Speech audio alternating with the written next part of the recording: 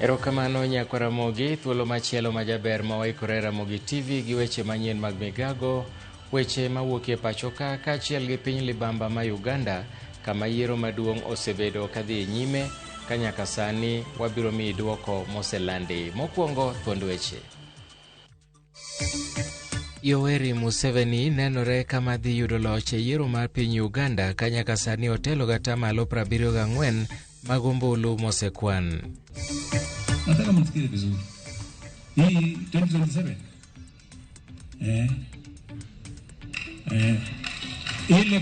Ile kura tulipata wakati ile. Tunataka times 2. Jatend piny William Ruto obedo gi romo gi jotend duond bura mar UDA Nyeri e kar jot mar jatend piny Masagana. Kuna upepo ilikuja kubwa sana, na wakati ilikuja tukasimama tu hadi tukafunga makazi, ikazunguka kukakaa kidogo, tukasikia kuna mahali inabomoa. Nimepata habari ya kwamba ni mtoto mmoja ambaye tayari ameaga dunia na hata msasi wake amepatikana na amejulikana. Japuonjre ma jahigni 3 owito ngimane tok auka mapek mar yamo mukotado ma kilese 4 e sikul ma St Pascal Academy.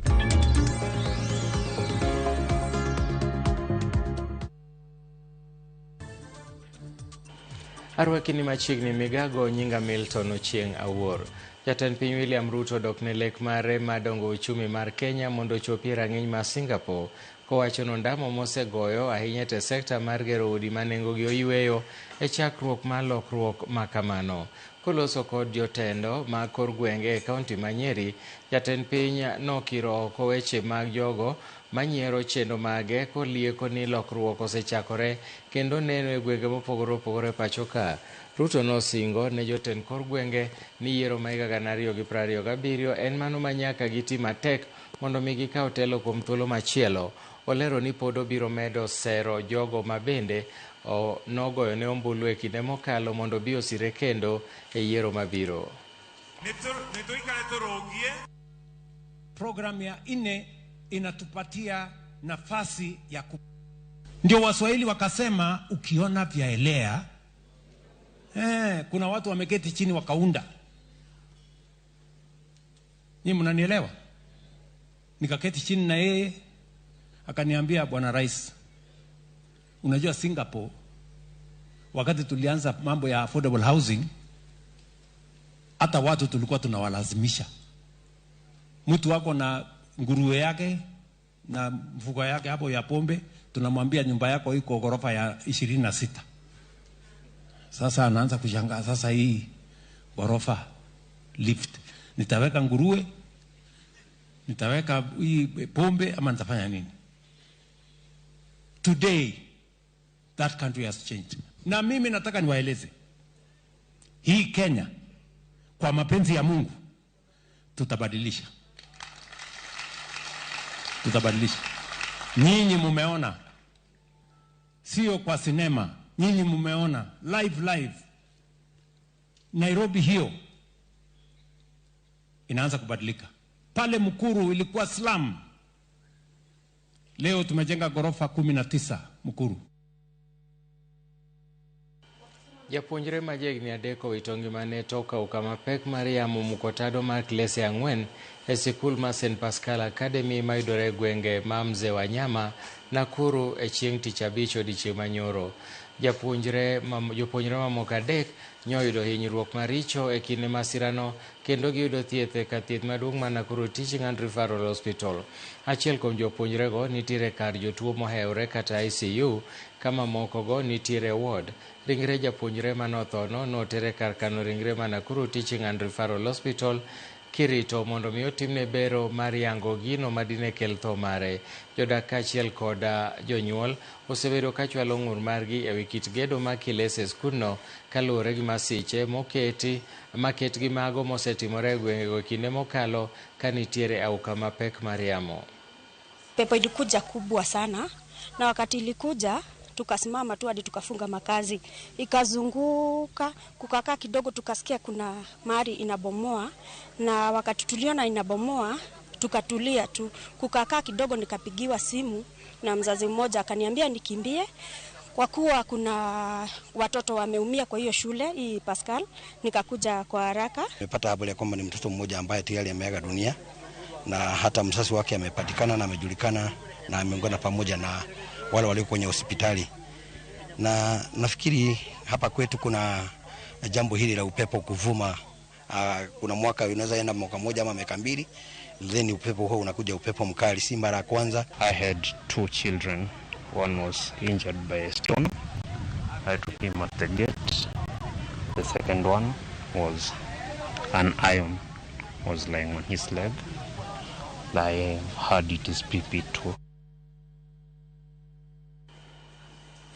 Sikunde mag sini e kaunti mag Kisii kod Nyamira osechako chenro mar ikruok ne kit somo ma jopuonjre manyodoje grade 10 mar neno ni somo mag sini odhi kare ka gichako tiego jopuonjre. Kolos e skund secondary ma Moi Gesusu High School mantiere Masaba South Sub County, japuonj maduong' ma skulno James Momanyi olero ni choko kanyachiel kendo piedho kit somo mopogore opogore kidienje mowinjore dhi miyo jopuonje tich mayot mar chako puonjo kit somo magilonye. Momanyi nomedo ni chenro mar tiego jopuonjre e wi ng'iyo kata chenro mar sikunde dhi nyime.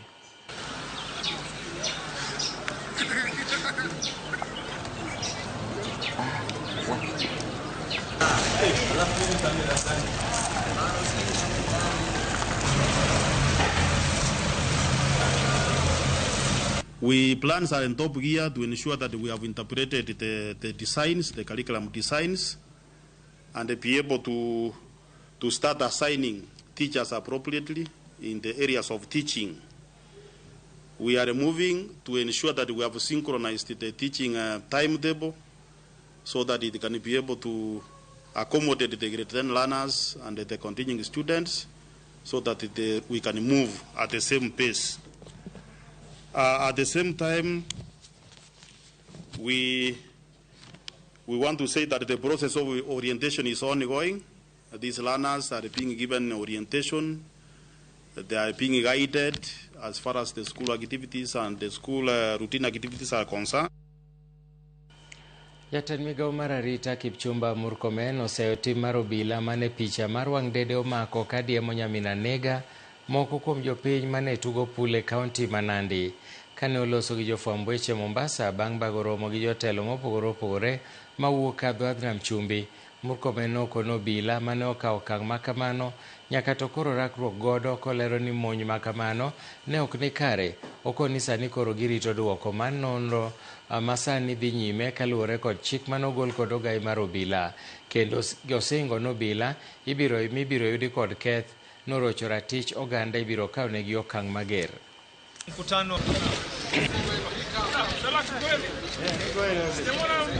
Wizara nyingi tofauti kuhusiana na mambo. The issue of police brutality, particularly the video that is that we have seen from Nandi Hills, that is depicting some police officers beating young men who are playing the game of pool, and which is dated, estimated to be 10th of this month, is barbaric. It is unacceptable. It's inhuman. It's unconstitutional. It's illegal.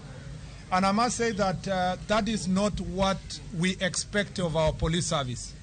The question of police brutality is an issue that we must deal with, and deal with it firmly. Maromo bunde 11 mane ni e lwet jopiny tok chik yo Trans Nzoia oseduoki e lwet sirikal. Maeri luwore go okang' mar piny owacho machiwo ndalo 60 mar ng'uono ne jok manigi bunde ma kamago tok chik mondo oduokgi maonge okang' mar chik mikawonegi. E kind bundego eko 5 monodwoki ne sirikal gi jotelo mag dhot miluongo ni Dagodia Community, eka 6 nodwoki kowuok e dhot mar Orma. Bundego nochiw Bangali Police Station kaeto chwalgi e lwet jalup County Commissioner Joseph Kipkorir, ma bende nokwayo jodak makono mondo oti gi thuolo mar ng'uono ma sirikal oketo mar duoko bundego e sechegi ma sirikal medo keto maino e duoko kwe e alworano.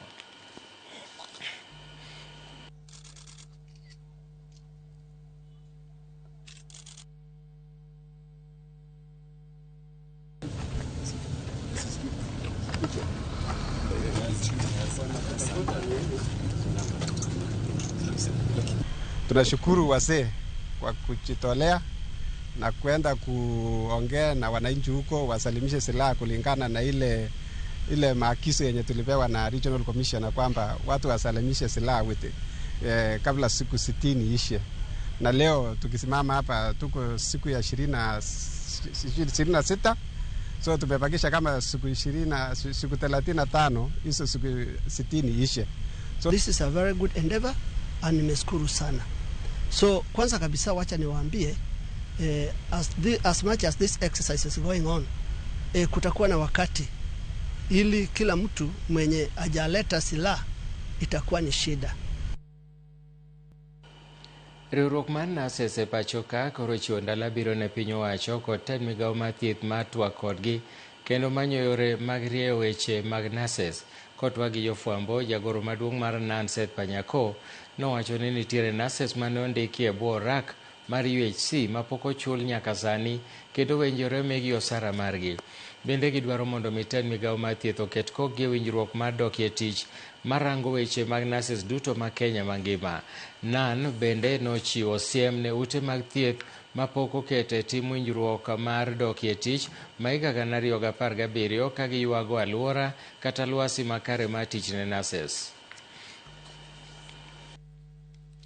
First 7 days we have issued is for them to engage us. At the lapse of the 7 days, we are going to issue now a strike notice. The return to work formula of 2017, we have been talking about it for so many years. Only Moi Teaching and Referral Hospital has fully implemented this return to work formula. Kenyatta has done it partially. Ministry of Health has done it partially. There is no single county government that has implemented this return to work formula. We are therefore demanding that within 7 days, we want this return to work formula to be completed, either through the collective bargaining agreement or independently. Duol mochung' ne yiero e piny Uganda igeno ni dhi lando duoko mag yiero ma jatend piny Uganda kar sa 10 modhiambo ma kawuono. Duoko mohiu nyiso ni jatend pinyno Yoweri Museveni emotelo gi kwan atamalo 75 mag ombulu manoluti kiluwe kod Robert Changulani manigi atamalo 21 mar ombulu. Bad migawo mochung' ne arita e piny Uganda okwedo lipode makewore e mbui malieko ni jatend kweth makwedo sirikal Tesre Bobi Wine ne omaki ka giyango ni Bobi Wine kata Changulani nitiere ode mayudore Magere.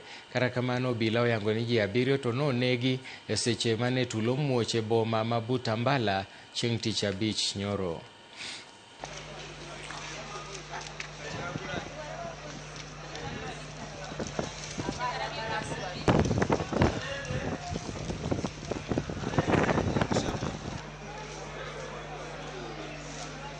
Josiasa motenore kod Kenya Kwanza mawuok Imbo mar Kenya sani temo yore duto mag lombo gavana ma Trans Nzoia George Natembeya mondo odogie kweth mar sirikal. Gavana ma Bungoma Kenneth Lusaka kod jalup gavana ma Kakamega Ayub Savula nobedo gi romo gi MCS ma Trans Nzoia e romo mar subruok paro mageto lombo jotelo ma e kor gwenge mondo los gi gavana Natembeya mondo donjie sirikal. Jotelogo wacho ni Natembeya onego par nyadiriyo mondo mi okaw okang' mar donjo sirikal kar siko ka en e duond buche makwedo piny owacho motelo ne yiero ma higa 2027.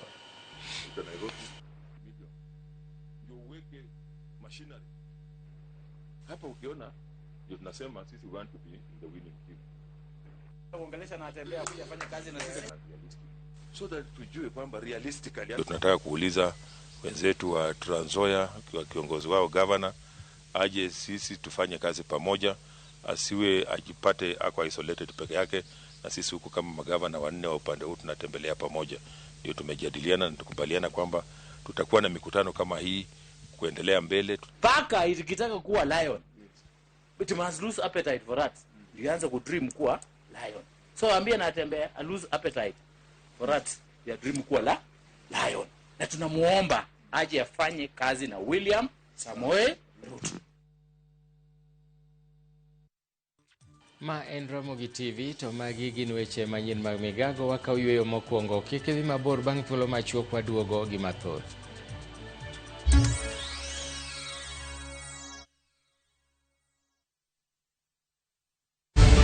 In a world where family is everything, how far will one man go to claim what he doesn't deserve? Viusasa brings you a new and exciting series, Ahadi. After years of lies, Hans, and often returns home, but the truth he's hiding could destroy everything. Nataka ripoti ya Hans pamoja na mkewe. Will he inherit the riches or face a bitter reality? Anatokea mtu pasipojulikana, anakabidhiwa hii ofisi. Huu sio usia babangu. Visit viusasa.com today and enjoy exclusive dramas.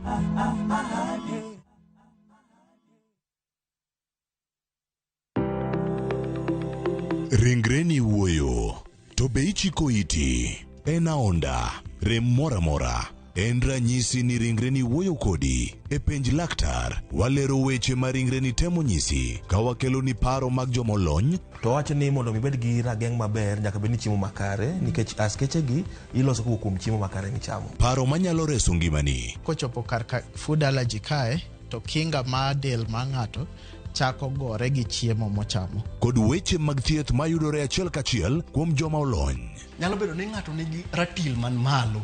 Koro konyono to choke cartilage ka toyore konyono nikech ratil mare man malo. Mano nyalo miyo bende ng'ato nyalo yudo arthritis no. E penj laktar gi Ruth Otieno, wuok tich nyaka tich abich, saa 12 odhiambo, mana e Ramogi TV.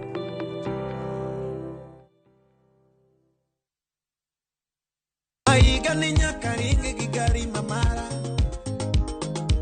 igani nyaka ugi ndege anbe, igani nyaka ugi ndege anbe, igani nyaka gere hot minen, igani nyaka gere hot minen. Mondo yudi skiza tune mara thuma mar higani, idial *860*416#. Ramogi TV e od jothumbe duto. Kitwa kitimbewa kokalo e chuny nam, e tiend puonj koda timbewa.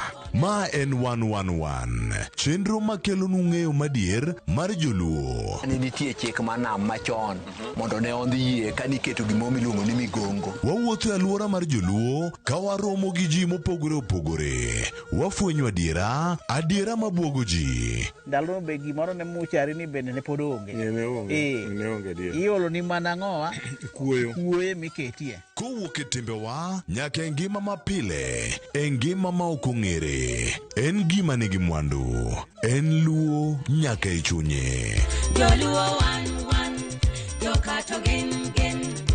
111, ngeso ka ngeso, saa 1:45 otieno, kod James Rabala, mana e Ramogi TV.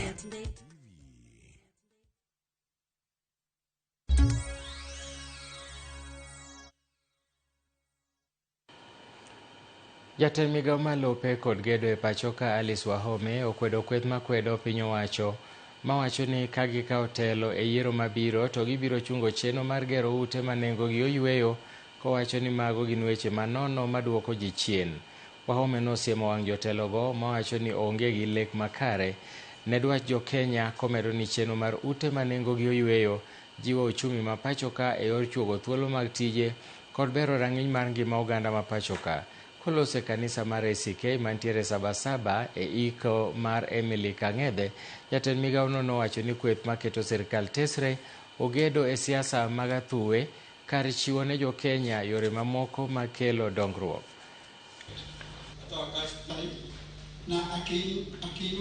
This is a major government project. Sioni rais yeyote atakuja 2027 aseme when you are receiving as a government from your people 65 billion shillings iondolewe ati ndio uwe popular. Sasa hiyo ni kusema all the houses we have done and we plan to do iondolewe ndio watu na elfu yako mbili.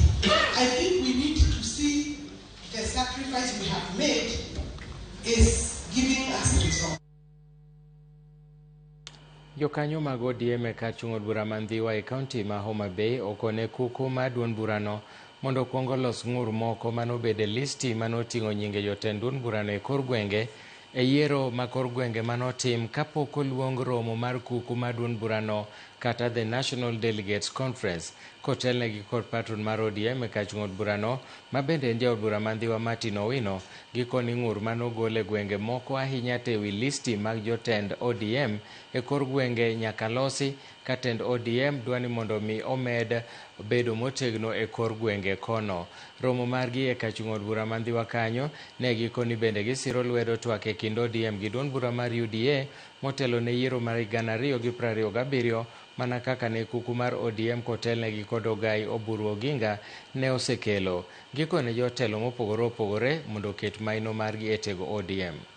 John Dhiwa party branch then list manondik Homa Bay nikech delegates nobedo Dhiwa over 600 delegates moyierore gidhi gikawo list na magi edit magi tero jogegi ok wanyal strengthen the party kama go kolosi koro wayiere gi all officials manoyier ka ni party leadership mondo correct gino immediately.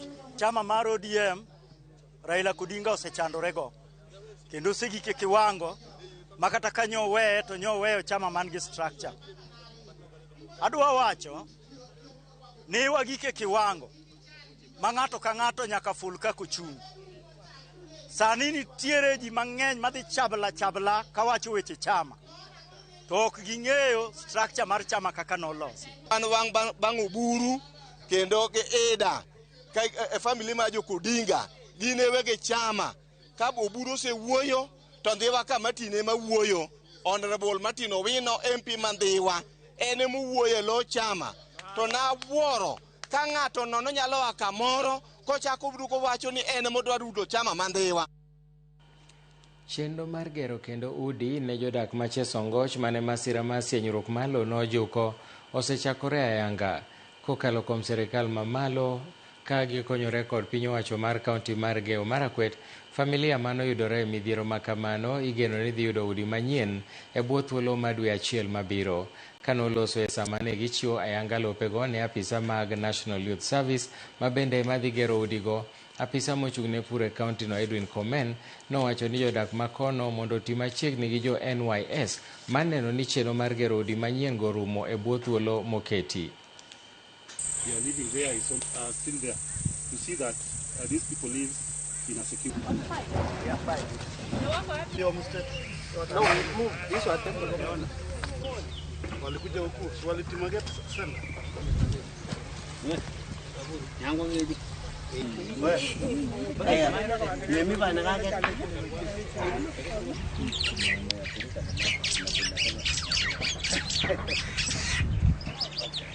Tunafurahi sana na tunashukuru sana serikali kwa sababu wameona ni vizuri watuchengee manyumba at least tupate mahali ambapo tunapumzikia, watoto wetu waweze kurudishiwa ile furaha ambayo walikuwa nayo.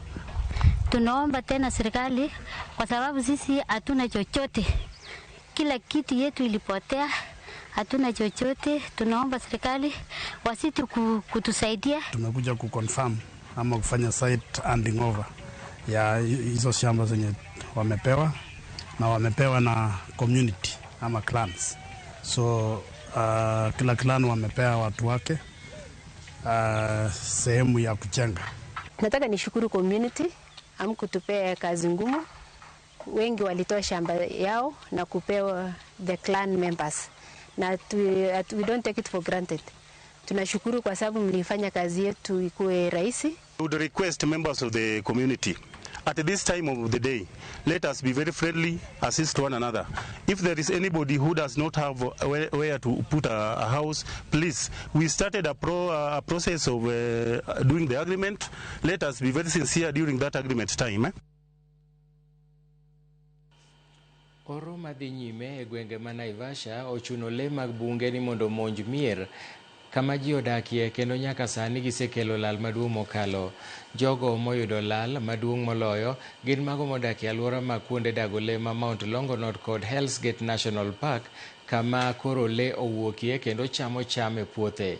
Kaluwore gachiel kuom jopur mag puothegi okethi gi lee go eko mag bunge Susan Gatere, chambe duto mane nie puothe osekethi gi lee, ka olero ni lee go bende osebedo ka monjo puothe pile ka pile, to moloyo e seche mag odhiambo.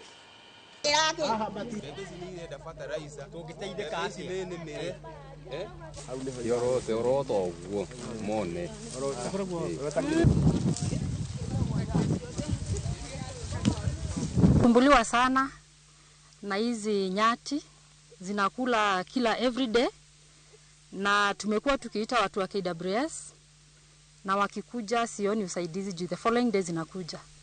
There's a time they came na wakasema watakuja at 12 during the day na hawakurudi.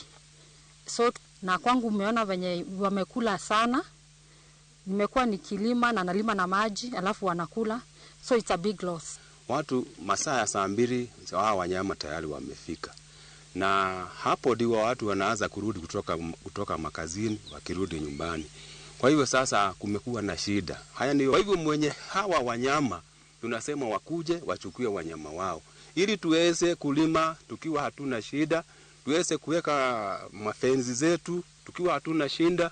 Walilala kwangu siku hiyo, ndio walifanya madhara, sijui kama ni Christmas ama ni nini walikuwa wanatafuta, waliharibu shamba yangu mzima. Sasa naomba compensation, angalau tu mbegu tu turudishe, tugoje mvua, na Nyamathi ni bahari ya jua, sisi tunategemea makaguru. Hii mboga ya sukuma inaitwa kaguru. Kwangu imekula mpaka ndizi, machungwa, makorofia yote na mahindi na hii kaguru, na ndio tunasomesha watoto naye. Sasa hii area yote inakula yote ni nyati yote kamalisha yote. Sasa tutafanya nini? Jodak makodhako siala e Iseme yuago kangnone e wi pol kata sirni mag teko stima masani olware alworano, gino makoro miyogi kiondko ni kide kelo negi masiche mapoya nono. Mana kaka lipota marwa ma kaunti ma Kisumo Millicent Adhiambo leronwa, jodago yango ni kwayogi ne kambi mar keyo teko stima mondo chopo chung sirni go kata polgo osegore Luanda. E gweng' ma Kodhako Siala mayudore South Alungo e Iseme sub-county, picha mako kamoko kuom pol kata sirni mag teko stima olwar ma onindo piny e lowo. Moko oyengore yien e tok udi, kamoko to oleng'ore e dinga paya kendo chiegni podho piny.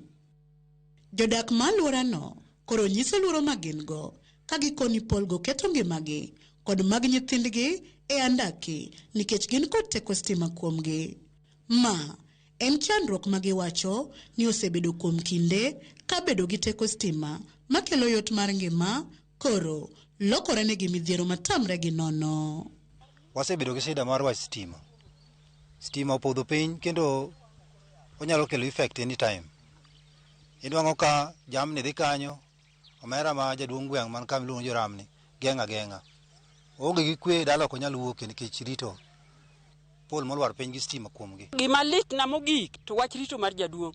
En gi jatuo monego riti, wiye wil mobed confused ko komi kata nyuka, no rito joma pol dwa nego. Bende gikoni kata mana jamni ma gipidho moting'o dhok, gwen, rombe kod punde bende giluor ni nyalo wito ngimagi nikech wach polgo ma oting'o stima kuomgi. Nyocha agolo ma dhiang' gi uno mana ka dhiang' dhi kanyo. Ka gini dwa nego na dhiang' mana dhera e dala. To wan gi chandruok gi nyithindo ma e skul maluwo kanyo, dhok, gwen, gi gima ma ngima. Polo podhi tiend e yath mani dir dalana. Koro yadhno be wang'. Jodak go koro seyo kambi keyo teko stima ma alworano kuom soyo ma ok ochopo irgi mondo okonye chungo polgo kaka owinjore.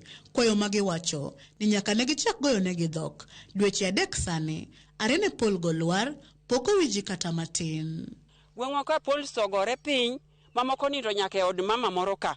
To mama no osego report, wan be wa witness kuom dweche 3 jopawa ok bi. moko ben nyaka e ndara fau ringe ndaro kama ka fau gine to bam mana e kor chiel mar wuy moro kae. Poles mag stima mopodho 4 to koro en dweche 3. Koro nyocha report lastly on Tuesday. Kagi wacho na ni gibiro nyaka sani pok gibiro. En gweng' makinde mokalo osebedo gi lal mar stima, kwayo mabende ne gichwalo mondo kelnegi stima. Kata kamano, stima koro kelo luoro ka kwayo gine sirikal kokalo e kambi mochung' ne keyo teko stima ewi midhiero no chalo kamae. Koro kwange ni jo power rito ni nyaka ng'ato tho eka giringi bi. To sama gibiro ng'ato setho ni, ang'o ma gidwa konyo? Sama ng'ato setho, already ng'ato setho ngimane ok biduogo. Koro gisani ma wawuoyi kani wakwayo jotelo mag jo power mondo gipika mondo gikony ngima nikech gigo duto te matimore bwo power gin gik makawo ngima dhano. En midhiero masani omiyo jodak mawuok kodha Kosiala e Iseme chunygi omoko ka koro gikwayo kambi mochung' ne keyo teko stima mondo chopirgi mapiyo ores gi lwet masira manyalo muoch kowuok kuom pol mag stima masani olwar kendo nigi mach kuomgi. Millicent Adhiambo, Ramogi TV, Seme, Kisumu County. Erokamano Nyakwaramogi, mago emane waikonu weche manyien mag migago. Wachano mamoko mabro kelo ni saa 1 odhiambo e chenro mar ang'ich welo gi saa 3 koimore bang' thuolo machuok oromo saa 8 pau tuke. Nyinga Milton Ochieng' Awuor, oriti masani.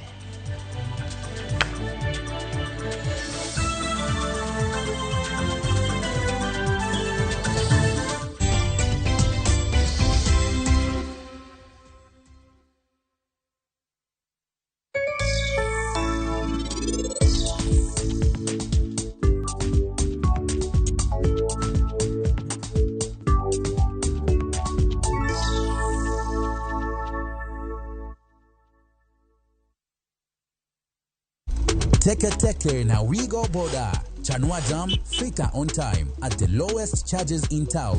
Wear helmet and ride in style. Ni safi